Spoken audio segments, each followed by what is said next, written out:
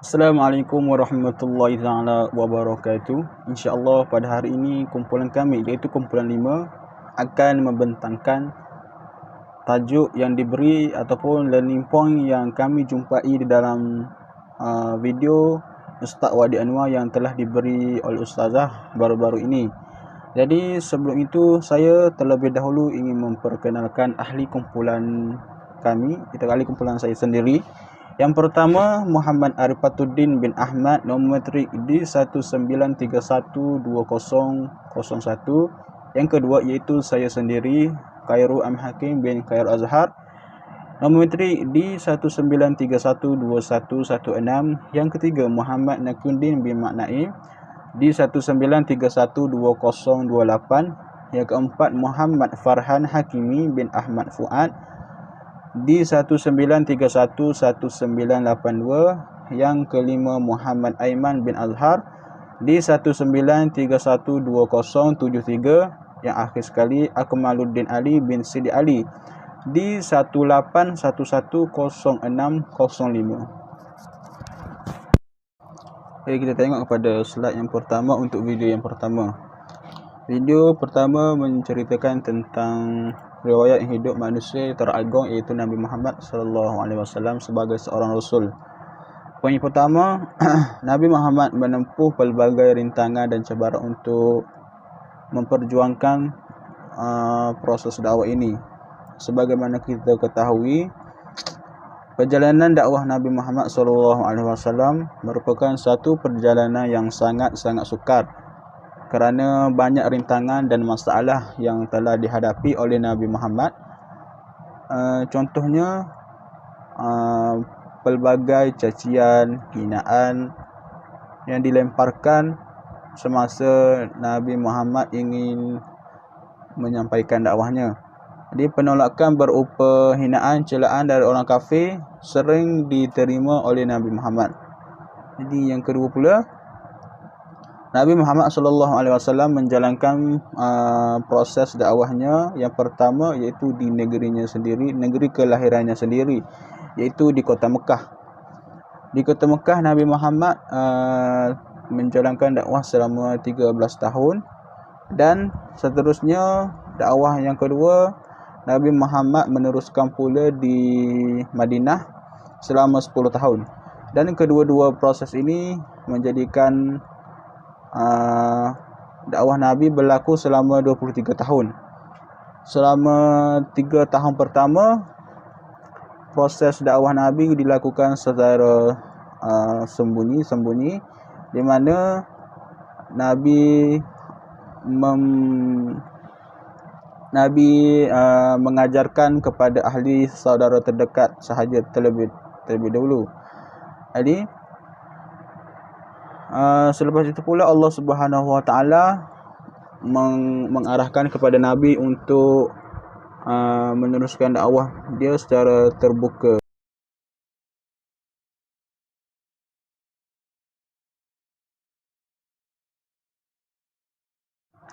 Sepanjang proses dakwah Rasulullah SAW berlangsung, kaum kafir Quraisy merasakan Nabi Muhammad ini merupakan satu ancaman yang kuat, satu ancaman yang besar kepada kaum mereka. Sebabnya adalah mereka beranggapan bahawa ajaran yang Nabi buat ini telah mengganggu gugat keturunan dan ajaran nenek moyang mereka. Jadi kita tengok kepada slide yang kedua. Utsbah bin Rabi'ah pergi berjumpa dengan baginda. Utsbah bin Rabi'ah diutuskan kaum musyrikin untuk berunding dengan Rasulullah. Tujuannya adalah untuk membuat rundingan bagi menghalang dakwah Nabi diteruskan di Mekah. Pembesar-pembesar Quraisy pada masa itu telah membuat rundingan, telah berkumpul. Dia ingin dan berbincang untuk menghantar siapakah yang layak untuk pergi berbincang dengan Nabi. Jadi mereka bersetuju untuk mengambil Utsbah bin Rabi'ah, kerana Utsbah bin Rabi'ah ini merupakan waris kepada Nabi. Utsbah bin Rabi'ah atau dikenali sebagai Abu Walid. Di semasa apabila Utsbah bin Rabi'ah pergi berjumpa dengan Rasulullah, dia telah menawarkan pelbagai tawaran untuk Nabi terima. Jadi tawaran yang telah diberi daripada Utsbah ataupun telah diberi oleh Abi Walid ialah dari segi harta, kaum musyrikin akan mengumpulkan harta dan dijadikan baginda sebagai orang yang paling kaya dalam kalangan Quraisy. Dia telah menawarkan harta dan ingin membuat Nabi Muhammad ini orang yang paling kaya di Quraisy pada masa itu. Yang kedua pula, ia menawarkan wanita, mencari perempuan yang cantik kepada Nabi sekiranya Nabi hendak seorang wanita. Yang ketiga, sekiranya Nabi jatuh sakit, mereka akan mencari dukun yang paling hebat untuk merawat Nabi. Yang terakhir, pangkat. Mereka menawarkan pangkat. Itu menawarkan kepada Nabi untuk menjadi pemerintah di kota Mekah.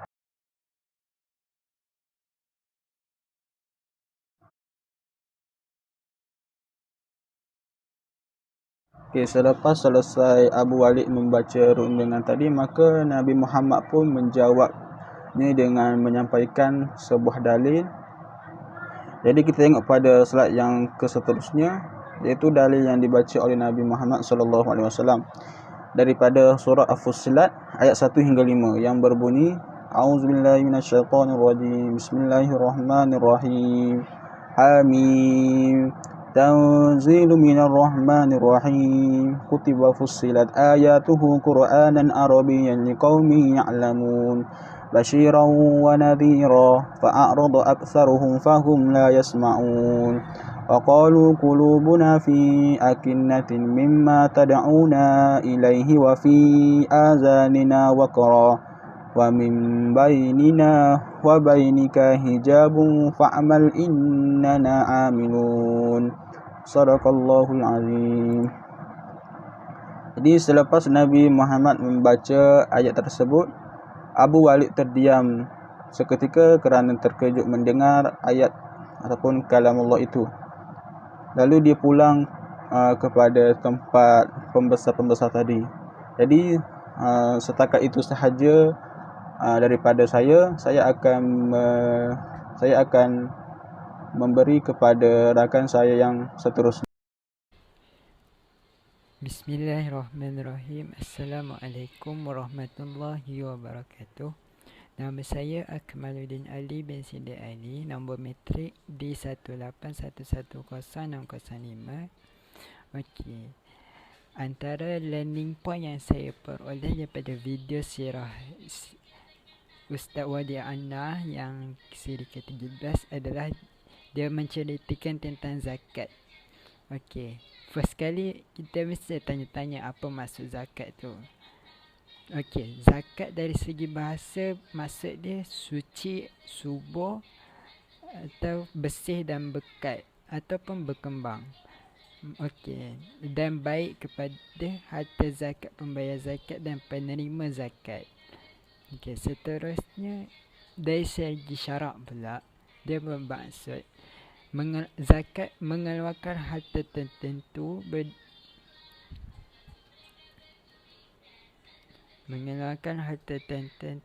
berdasarkan mengikut syarat-syarat tertentu untuk diagihkan kepada golongan tertentu. Okey, kita pergi kepada hukum zakat. Hukum zakat adalah fardu ain ke atas setiap orang Muslim kerana yang memenuhi syarat-syarat wajib. Okey, antar Ustaz Wadi Anwar juga dia menceritakan banyak faedah yang kita peroleh daripada zakat. Zakat ni dia dapat menghilangkan sifat lumrah manusia yang suka menerima ganjaran sahaja di dunia. Bahkan kita sepatutnya sebagai manusia kita perlu mahal keredaan daripada Allah semasa kita berada di dunia akhirat kelak. Okey, kita pergi kepada akibat tidak membayar zakat. Zakat kalau kita tak bayar, harta yang kita peroleh, kita akan merosakkan harta yang kita peroleh secara halal. Barakah pun hilang. Okey, last sekali, Nabi juga berkata, walaupun kita solat 1000 rakaat sunat sehari pun atau melakukan umrah, tetapi kita tak keluarkan zakat, kita tak dapat masuk syurga, sebab zakat tu perintah Allah. Okey, antara dalil dia maksud dia perintah Allah dalam surah At-Taubah, ambillah zakat dari sebahagian harta mereka. Jelas daripada ayat ni, zakat dia, hukum dia wajib. Sekian, terima kasih.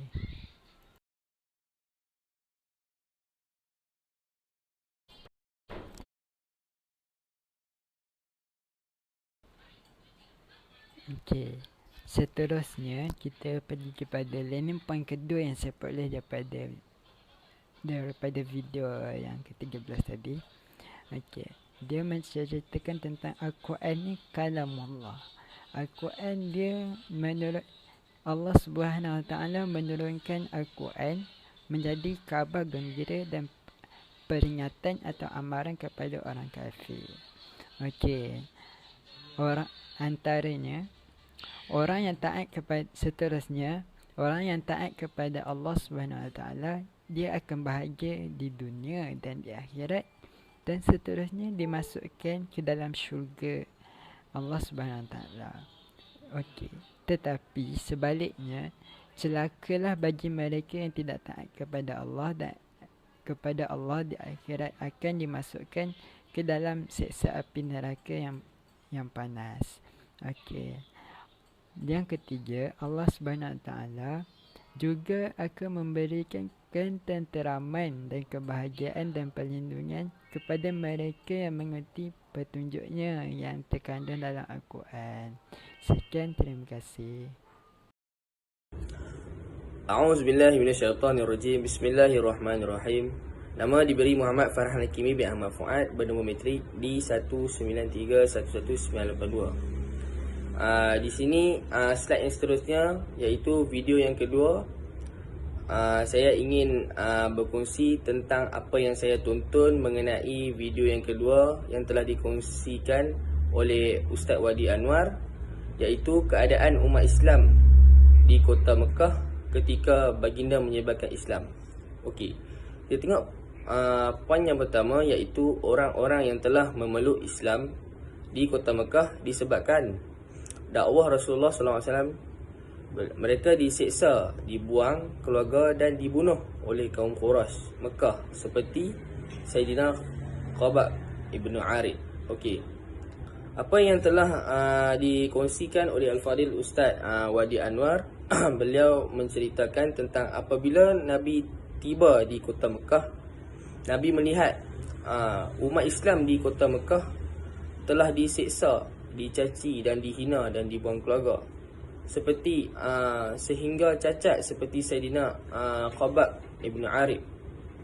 Okey, poin yang kedua, Rasulullah SAW mengarahkan orang-orang Islam tersebut, iaitu orang-orang Islam, iaitu para sahabat, untuk berhijrah ke Ethiopia, iaitu yang terletak di Habasyah, kerana rajanya yang adil, iaitu An-Najasi.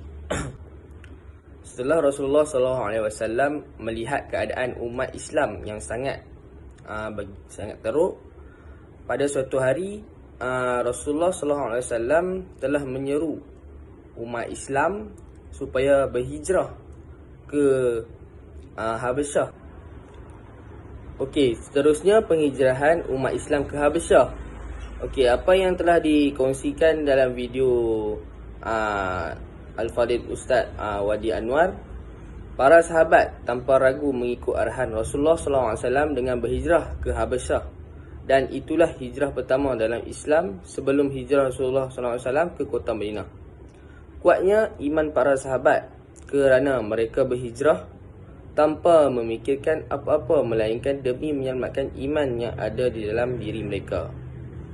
Okey, para sahabat tanpa merasa ragu-ragu dan mereka meninggalkan segala harta benda, keluarga, anak, isteri semua, semata-mata mengikut arahan Rasulullah SAW untuk supaya berhijrah ke Habasyah untuk mendapat perlindungan di sana.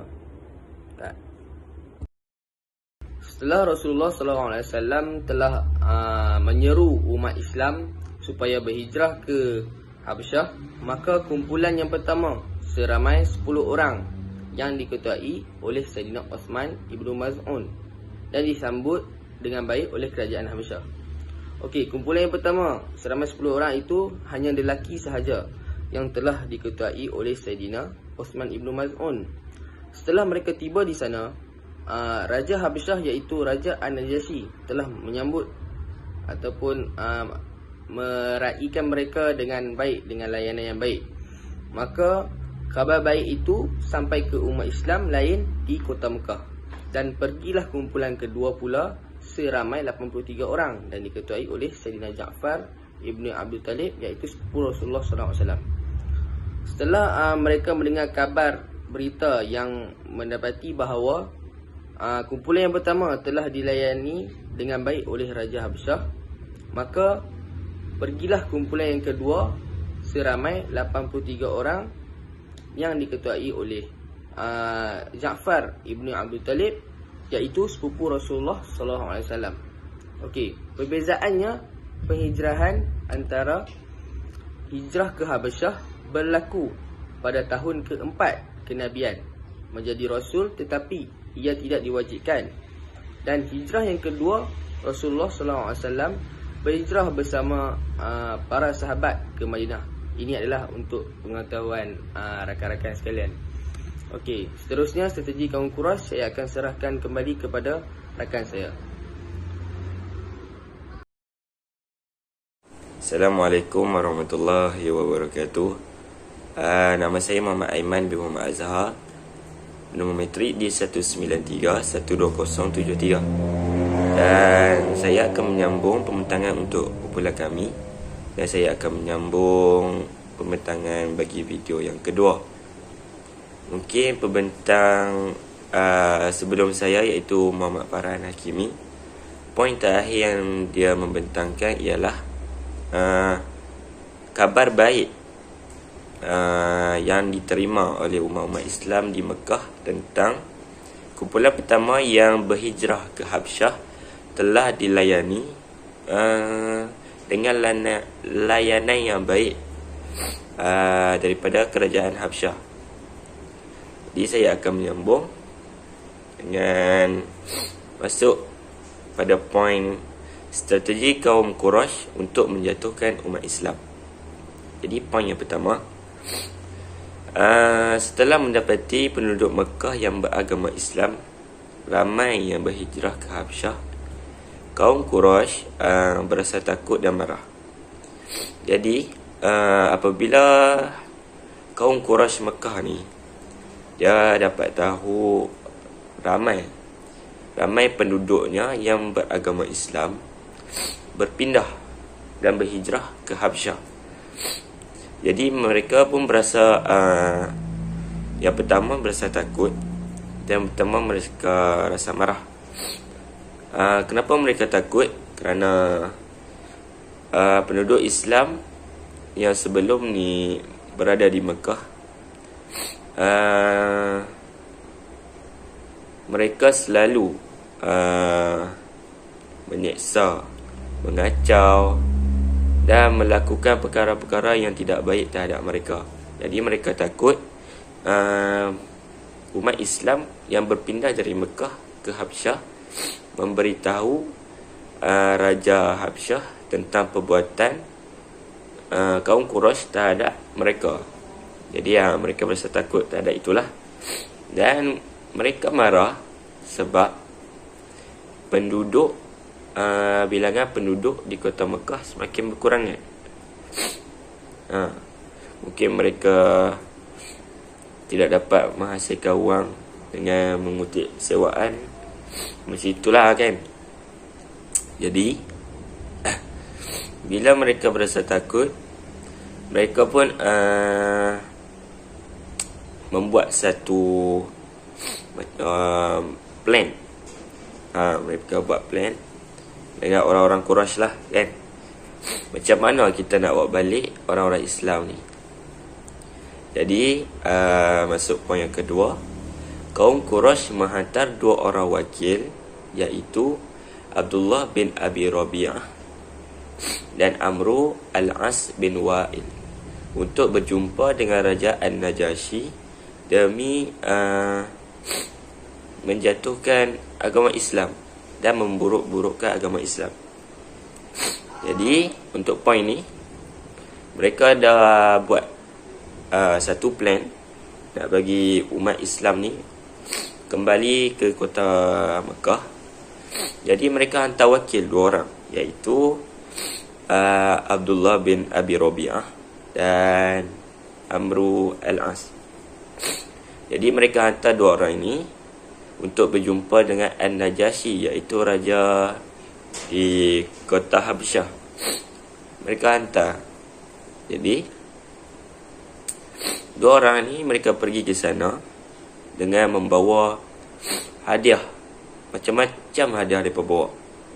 Hadiah yang susah lah nak dapat dekat Habsyah tu, yang senang dapat dekat Mekah. Jadi mereka bawa lah, mereka bawa banyak, dan diberikan hadiah itu kepada orang-orang kanan An-Najasyi demi nak menarik perhatian kan, supaya mereka senang untuk berjumpa dengan An-Najasyi. Jadi setelah mendapat hadiah-hadiah tersebut, orang kanan An-Najasyi ni mereka telah mengaturlah kan, supaya terjadinya pertemuan di antara wakil Quraisy itu dengan An-Najasyi. Jadi apabila wakil Quraisy ini mereka bertemu dengan An-Najasyi, mereka menyoalkan sesuatu ataupun memberitahu An-Najasyi ini sesuatu tentang penduduk yang berhijrah dari Mekah ke Madinah. Dari Mekah ke Habsyah ini. Jadi mereka pun memberitahu bahawa orang-orang yang berhijrah ini mereka telah memeluk agama Islam, iaitu yang dibawa oleh oleh Muhammad bin Abdullah, yang mana agama tersebut bukanlah agama kamu lah, dia kata dengan An-Najasyi tu, Raja An-Najasyi tu, bukanlah agama kamu, agama kamu wahai Raja An-Najasyi, malahan agama Islam juga bukan agama nenek moyang kami. Jadi mereka macam memberitahu Raja An-Najasyi bahawa agama Islam ni agama yang dibuat-buat dan agama yang baru wujud. Jadi Raja An-Najasyi ni mendengar itu, dan lalu beliau memanggil golongan yang berhijrah dari Mekah ke Habsyah tadi datang berjumpa dengan beliau untuk menerangkan betulkah apa yang dikatakan oleh wakil Quraisy tadi.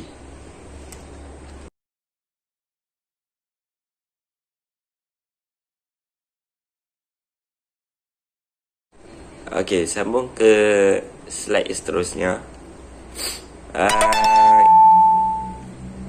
Ini merupakan isi yang terakhir, iaitu keadilan An-Najasyi dan kejujuran Ja'far. Poin yang pertama, setelah An-Najasyi mendengar kritikan daripada wakil Quraisy itu, maka beliau memanggil kumpulan umat Islam yang berhijrah tadi dari Mekah ke Habsyah untuk memastikan apakah benar perkara yang dikatakan oleh wakil Quraisy itu. Jadi Raja An-Najasyi ni selepas dia dengar sebelah pihak dari pihak Quraisy, dia akan memanggil pihak yang lain, iaitu umat Islam. Itulah merupakan ciri-ciri raja yang adil, kan? Jadi beliau memanggil umat Islam datang ke semuanya. Dan poin yang kedua, Sayyidina Ja'far bin Abi Thalib dilantik sebagai wakil kepada umat Islam. Lalu beliau memberitahu perkara sebenar tentang agama Islam, sehingga Raja An-Najasyi mendapat hidayah untuk memeluk Islam. Jadi untuk poin yang kedua ni, selepas umat Islam dipanggil menghadap ke depan Raja An-Najasyi, Sayyidina Ja'far, iaitu sepupu Rasulullah SAW, telah diwakilkan oleh umat Islam untuk menjadi jurucakap bagi mereka. Jadi Raja An-Najasyi pun bertanya kepada Sayyidina Ja'far, apakah benar wahai Ja'far apa yang dikatakan oleh wakil dari kerajaan Mekah ini? Jadi Sayyidina Ja'far pun berkata, benar, agama Islam ni ialah agama yang baru,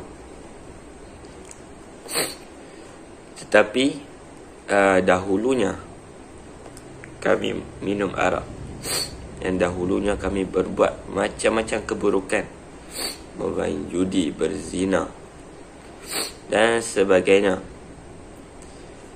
Lalu datanglah agama yang dibawa oleh Muhammad bin Abdullah ini, iaitu agama Islam. Agama ini telah mengubah keseluruhan kehidupan kami ke arah yang lebih baik, dan tanpa melakukan apa sebarang perkara jahil yang telah kami lakukan sebelum-sebelum ini. Jadi telah berkata Sayyidina Ja'far sebegitu. Sayyidina Ja'far pun menghujah dan mengolah apakah itu Islam, seperti mana yang telah diajari oleh Nabi Muhammad SAW kepadanya, dan menceritakan bahawa Islam itu indah, Islam itu mudah, apa yang diperintahkan dalam agama Islam, bagaimana Nabi Muhammad itu menjadi pesuruh Allah dan sebagainya. Dan setelah mendengar itu, keluarlah air mata Raja An-Najasyi dan orang-orang kanan dan orang-orang kanannya setelah mendengar hal-hal yang indah dalam Islam itu. Jadi setelah terjadinya kejadian itu, Raja An-Najasyi pun beliau berkata, sesungguhnya agama Islam ini mirip ataupun sama dengan agama yang mereka sedang anuti sekarang ini. Jadi Raja An-Najasyi pun berkata kepada wakil Quraisy itu, pulanglah ke tempat kau, kerana aku tidak akan menyerahkan umat ini kepada kamu untuk disakiti. Aku akan menjaga dengan penuh amanah dan belas kasihan. Jadi itulah pengakhiran untuk bagi video yang kedua ini. Jadi saya akan berikan kepada rekan saya untuk membentangkan slide yang seterusnya. Assalamualaikum warahmatullahi wabarakatuh. Nama saya Muhammad Arif Watuddin bin Ahmad. Nombor metrik di 19312001. Baiklah, saya akan meneruskan pembentangan pada hari ini dengan hasil review saya untuk video yang ketiga. Di mana video yang ketiga ni Ustaz Wadi Anwar menceritakan tentang Islamnya Sayyidina Umar bin Al-Khattab. Sebelum kita pergi lebih lanjut, kita tengok sikit biodata beliau. Nama sebenar beliau ialah Umar bin Al-Khattab bin Nufail bin Abdul Uzza, berketurunan Bani Adi. Beliau dilahirkan pada tanggal 584 Masihi, iaitu 13 tahun selepas kelahiran Rasulullah SAW di bumi Mekkatul Mukarramah. Beliau merupakan khalifah kedua, iaitu pada tahun 634 hingga 644 Masihi. Beliau mempunyai gelaran, beliau digelar Al-Faruq, iaitu pemisah antara yang hak dan batil, disebabkan sifat tegas dan bengis beliau dalam memisahkan antara perkara yang benar dan perkara yang salah. Ulama ada mengatakan bahawasanya zaman keemasan Khulafa' Ar-Rasyidin adalah ketika zaman pemerintahan Sayyidina Umar, disebabkan kecemerlangan beliau memerintah dan banyak pembaharuan yang telah dilakukan.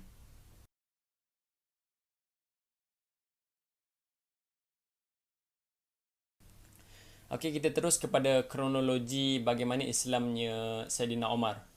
Semuanya bermula pada suatu hari ketika Sayyidina Umar pulang ke rumah.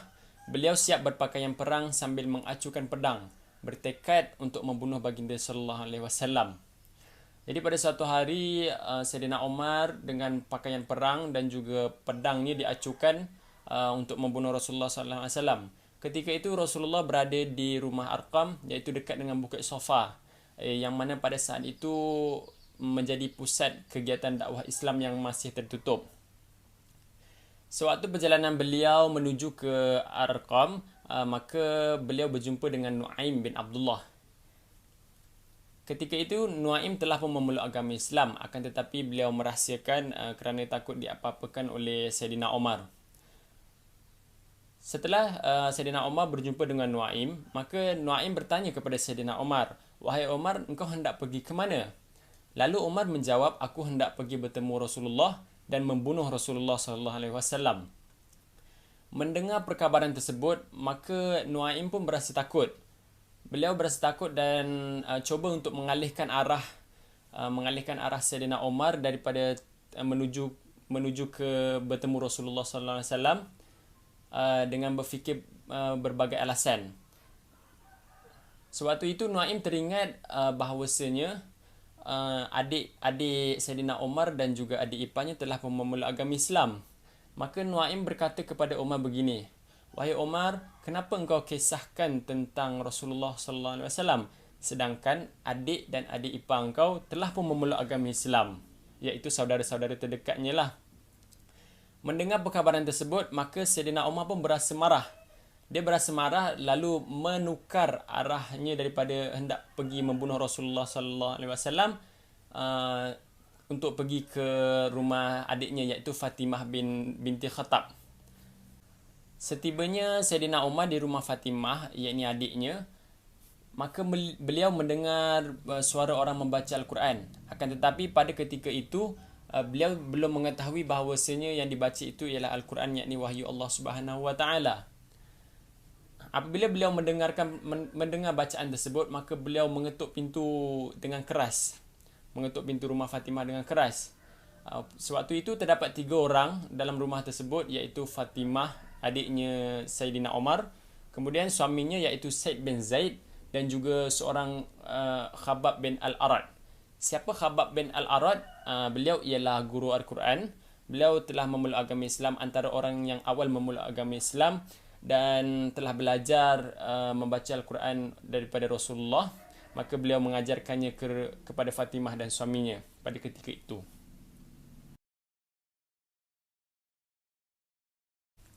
Okey, setelah mendengar ketukan daripada Sayyidina Umar, maka Khabbab pun pergi menyuruk di bahagian atas rumah, manakala Fatimah menyurukkan Al-Qurannya di dalam bajunya dan Said bin Zaid pergi membuka pintu. Apabila pintu dibuka, maka Sayyidina Umar ni terus menarik baju Said bin Zaid dengan penuh perasaan marah lah. Kemudian Fatimah yang melihat Said suaminya ketika itu ingin membantu suaminya. Akan tetapi malangnya Sayyidina Umar telah menampar muka adiknya Fatimah sehingga muka adiknya berdarah dan adiknya jatuh berguling-guling. Melihat keadaan Fatimah yang sedemikian rupa, maka timbul rasa serba salah dalam diri Saidina Umar. Sebab yang dia tampak itu merupakan darah daging dia sendiri, iaitu adik kandungnya.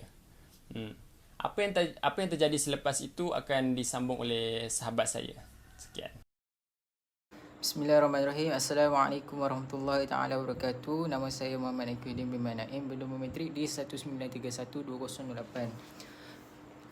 Kita sambung balik pada kisah sirah Nabi Muhammad sallallahu alaihi wasallam, sambungan daripada yang tadi, slide sebelum ni, di mana adik kepada Sa'id bin Zaid dilempang oleh Saidina Umar sehingga berdarah dan berguling di atas lantai. Jadi setelah pada itu, Saidina Umar meminta kepada Sa'id bin Zaid akan lembaran Al-Quran, yang dibaca oleh mereka tadi. Tetapi Sa'id bin Zaid ni enggan memberikannya.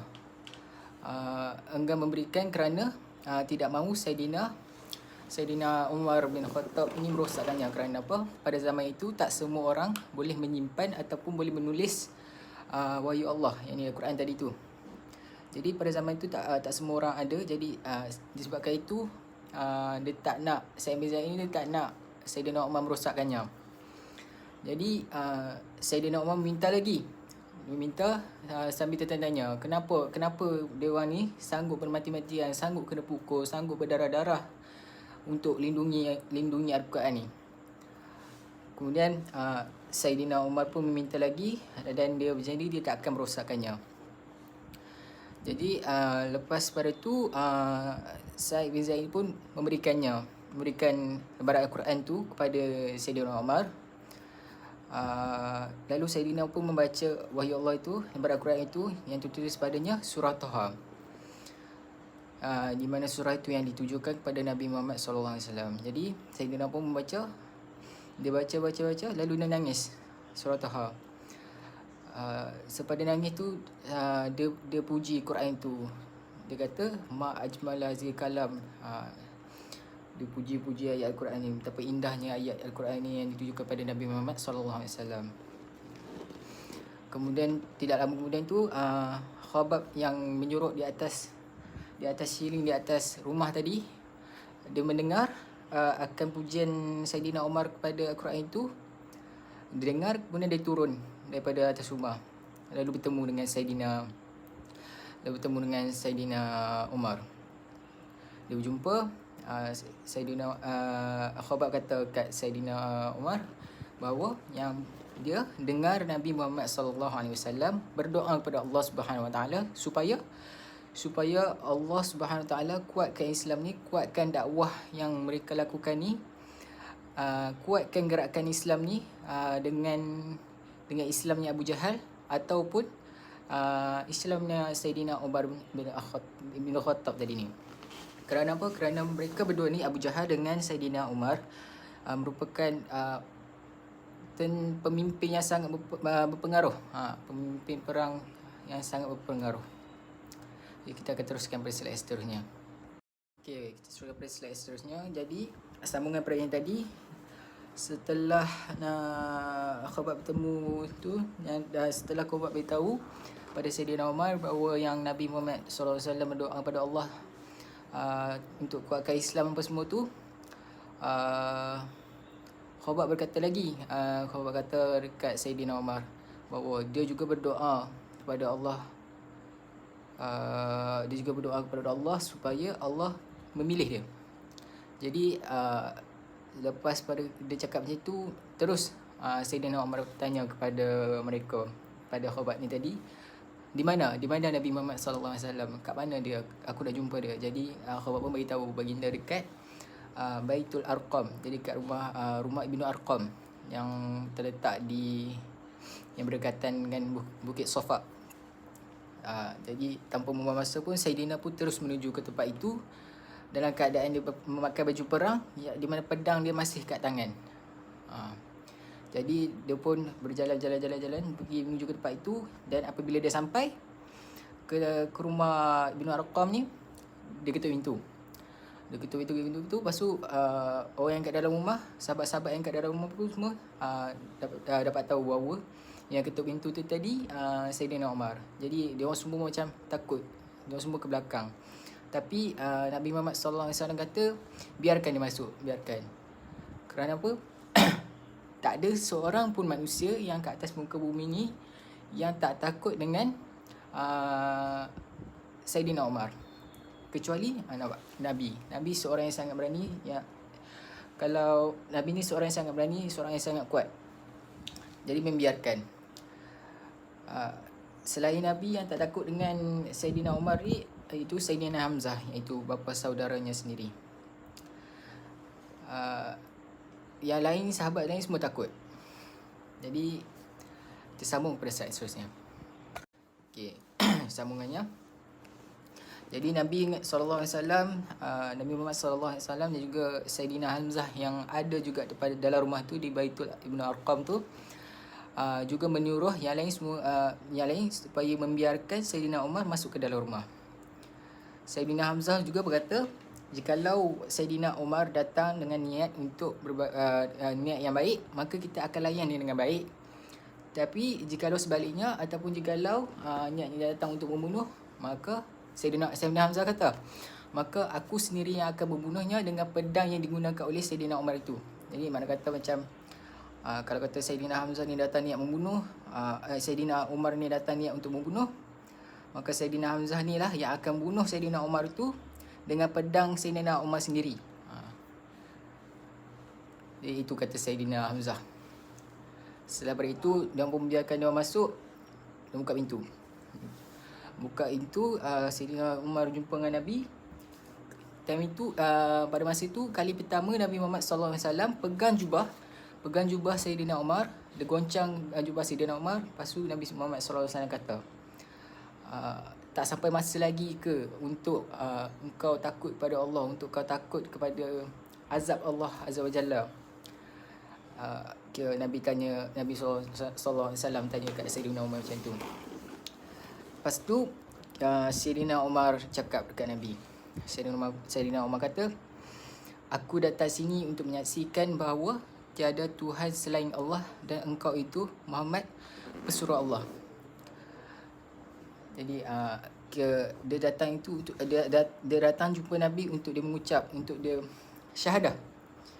Niat dia datang ke situ. Seterusnya, pada slide seterusnya ni sambungan daripada cerita yang tadi. Lepas je Nabi Muhammad SAW dengar apa yang diperkatakan oleh Saidina Umar, yang Saidina Umar kata dia nak mengucap, dia nak syahadah. Kemudian Nabi SAW apa yang dia cakap itu merupakan syahadah, yang merupakan orang kata pun mengucap.